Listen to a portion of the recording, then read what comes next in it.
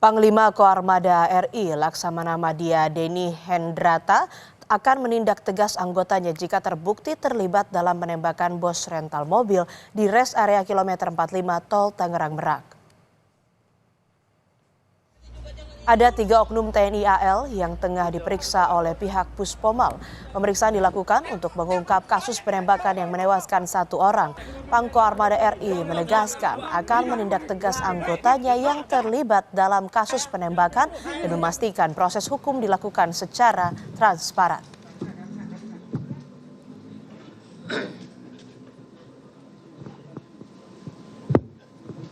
Nonaktif sehingga dikira. Dalam insiden tersebut diakui bahwa salah satu anggota melakukan tindakan penembakan. Setelah diketahui kemudian mengakibatkan korban. 1 orang meninggal dunia dan 1 orang luka-luka. Saat ini ketiga anggota tersebut proses penyidikan di Puspomal. Bahwa siapapun anggota kami bila terbukti bersalah, kami akan tindak tegas sesuai peraturan perundang-undangan yang berlaku di TNI. Kasus penembakan yang menewaskan bos rental mobil terjadi pada Kamis 2 Januari 2025 di res area Tol Jakarta Merak, Tangerang, Banten. Pelaku diduga membawa kabur mobil sewaan sehingga korban yang merupakan pemilik rental mengejar pelaku menggunakan GPS. Anak pemilik rental mobil yang menjadi korban penembakan mengaku sempat meminta bantuan polisi di Polsek Cinangka untuk mendampingi dirinya dan tim mengambil mobil yang sudah dibawa orang lain. Namun ditolak. Kita mampir ke Polsek Cinangka. Kita meminta perlindungan untuk ke Polsek Cinangka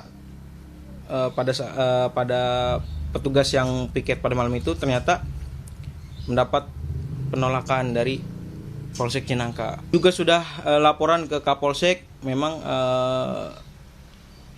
tidak bisa untuk mendampingi saya bersama tim untuk mengambil mobil tersebut.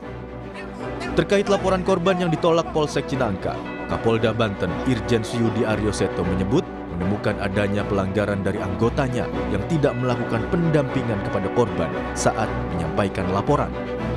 Padahal, korban telah menyampaikan barang bukti yang diperlukan dalam laporannya kepada polisi. Seharusnya memang anggota kita itu melakukan pendampingan. Tapi tidak dilakukan pendampingan karena anggota merasa kekuatannya sedikit. Jadi tidak berimbang sehingga tidak melakukan pendampingan.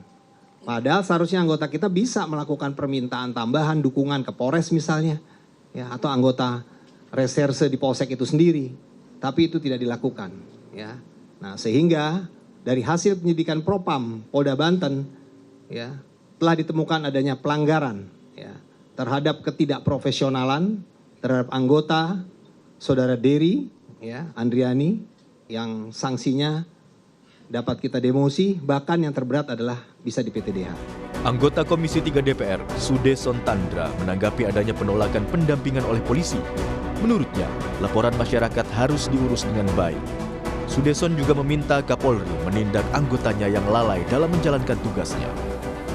Kami meminta kepada Pak Kapolri, ya, dan jajarannya supaya menindak secara tegas ini. Ya. Mereka yang lalai itu harus ditindak.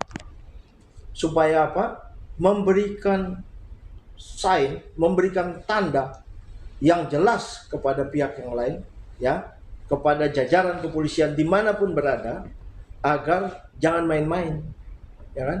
Kalau laporan masyarakat itu harus benar-benar diterima, diperiksa, diselidiki, dan diurus dengan baik, ya kan? Untuk dilakukan penegakan hukum. Saat ini, pihak kepolisian telah menangkap 2 orang dan masih melakukan pengusutan untuk mengungkap pelaku lain.